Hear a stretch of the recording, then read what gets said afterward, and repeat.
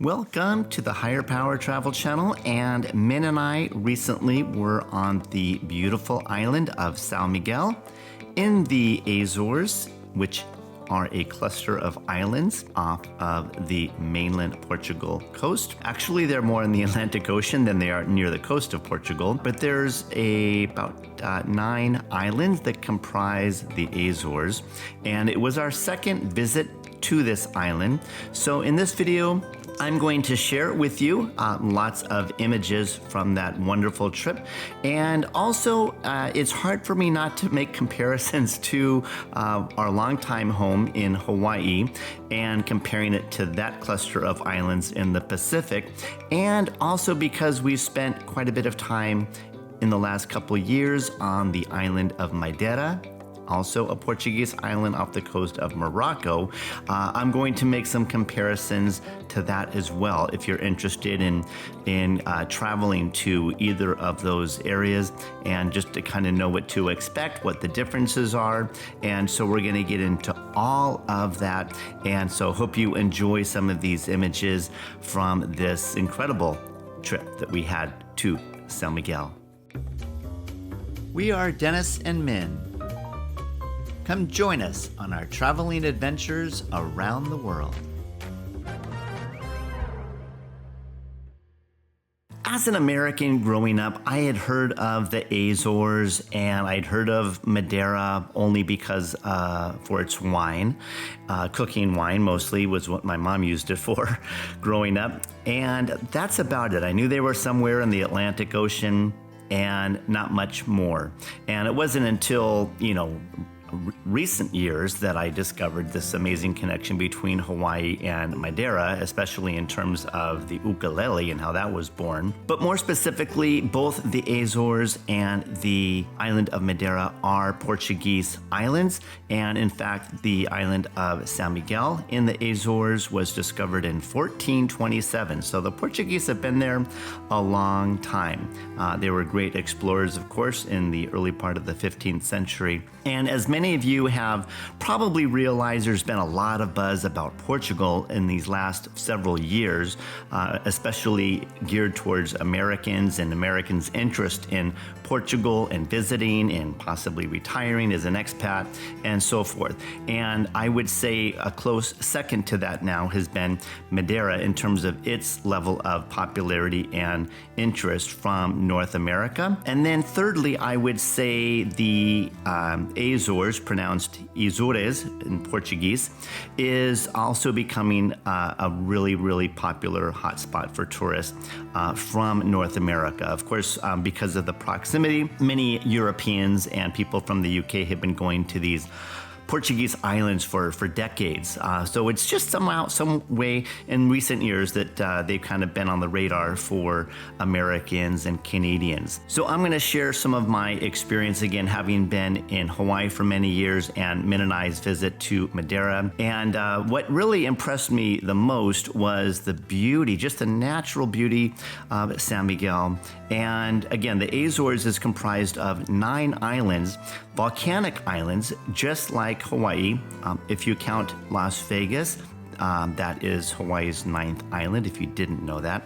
That's the only one that's not volcanic in nature. But the other islands are all volcanic, and they're not all really close to each other. They're kind of clustered in groups of 2 and 3. But you're going to find volcanoes and lakes, waterfalls, forest, hot springs, colorful flora.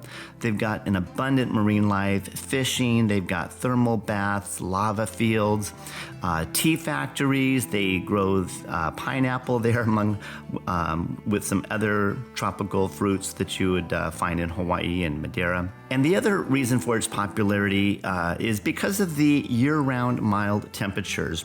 In the wintertime, it's probably in the mid-50s at its coldest, and in the summertime, it's very mild, comfortable, getting into the mid-70s Fahrenheit. So do know that in the winter times, they do get more rain in the Azores, and also they do get a little bit more storms, of course, in the Atlantic area. So you have to be aware of that in terms of the timing of when you go there. But the summers are generally very nice and certainly much more crowded than in the shoulder seasons and the winter. The other great thing about San Miguel and the Azores is that, like Madeira, there's more and more direct flights from Europe and the UK, and also from North America. So on the east coast of the US, they have direct flights now. And if you are going from Portugal, mainland, from Lisbon, you can expect a relatively short trip. It's about 2 to 2.5 hours from Lisbon to the John Paul II Airport, which is the airport located on San Miguel. And the primary city there on that island of San Miguel is called Ponte Delgada, and that is also where the airport is located as well. I will mention that from my experience, having been on the big island of Hawaii on many occasions, I've been to Ireland a couple of times. To me, San Miguel in the Azores is a hybrid. It's a combination of the beauty of Ireland and the Big Island. And there's just, such greenery, green patches of pastures all throughout, lots of dairy cows. We were there at the end of March, and it was almost as if we had the island to ourselves. So as a comparison to Madeira, for those of you that are interested in traveling there or maybe have been there, the island of San Miguel in the Azores is the largest of the Azores island chain, and San Miguel is actually almost the exact same size as the island of Madeira.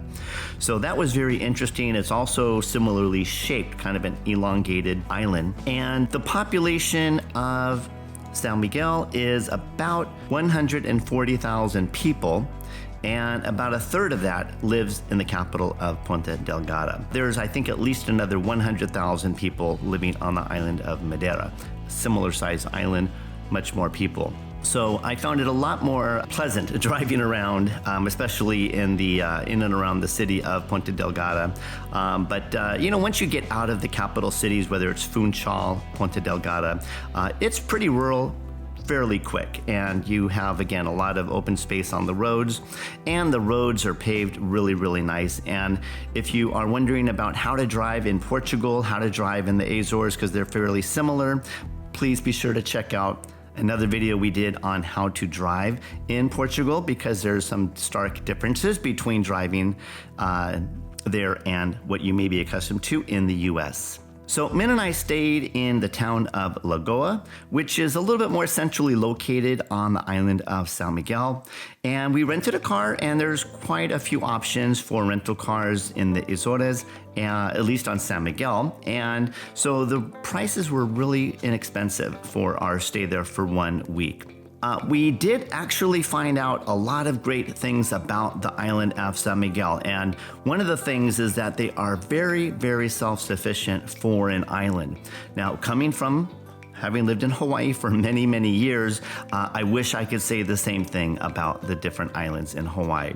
Unfortunately, they choose to import almost everything into Hawaii by ship, and so it's not only adds on to the expense of those items, but there's certainly a lack of freshness when it comes to food products. On San Miguel, they actually make their own cheese, their dairy products, their own milk.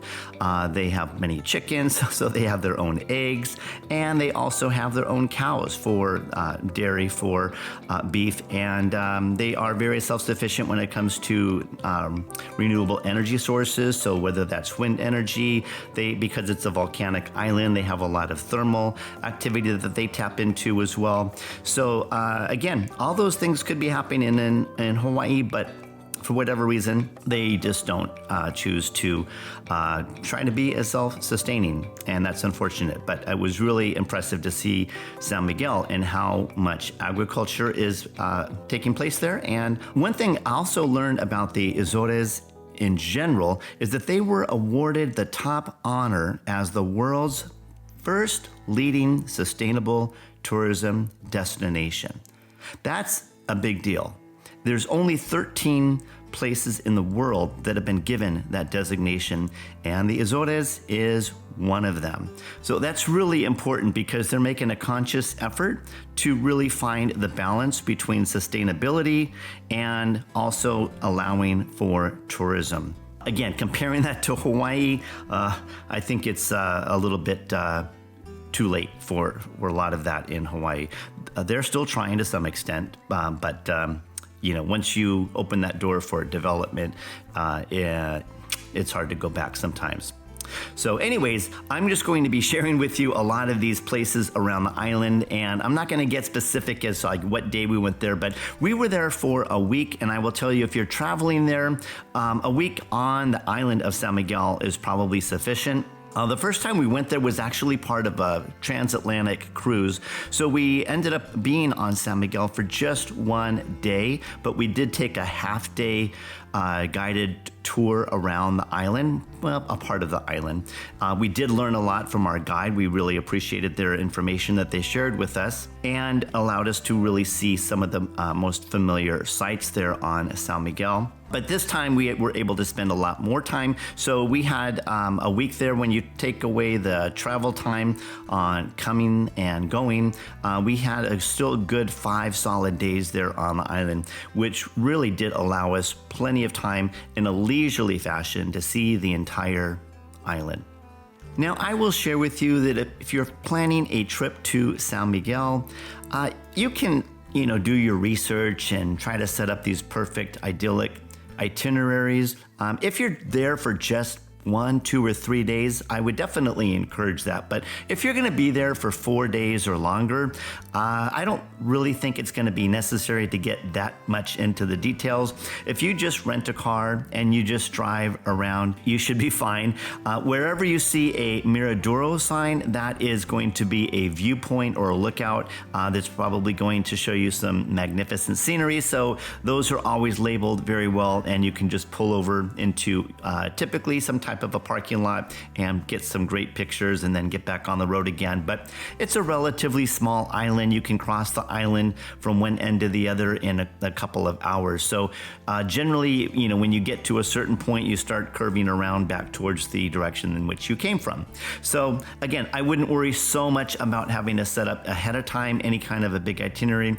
We basically covered the left side of the island one day, the central part of the island another day, and the right side of the island on another, and then we spent another day just in and around the capital of Ponta Delgada and walking around the area there, visiting the fort and having a nice dinner. And so that was kind of our loose itinerary, as you're seeing from the media here. And this concludes our segment on the island of San Miguel in the Azores, and stay tuned. We plan to explore the other islands there in the future as well, and we'll be sure to bring you some future videos from our experiences there. Take care, thanks for watching, and we'll see you again.